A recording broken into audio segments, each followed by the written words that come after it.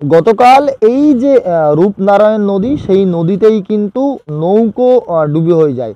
Police সূত্রে যেটুকু জানা যাচ্ছে যে হাওড়ার টিকিয়াপাড়ার বেশ কিছু বাসিন্দা দাসপুরের যে ত্রিবেণী পার্ক, সেই ত্রিবেণী পার্কে কিন্তু পিকনিক করতে আসে এবং পিকনিক করে ফেরার পথে বাক্সি হাটের আগে কিন্তু নৌকো ডুবি হয়, অর্থাৎ বাগনান থানার আন্ডারে ওখানে কিন্তু নৌকো ডুবি হয় এবং একেবারে ডিঙি নৌকো, যেই নৌকোয় যেটা জানা যাচ্ছে সূত্র মারফত যে 18 থেকে 19 জন ছিল মাঝিকে নিয়ে।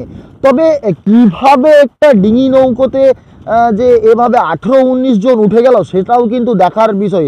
অর্থাৎ তাহলে কি প্রশাসন সেভাবে নজর রাখছিল না?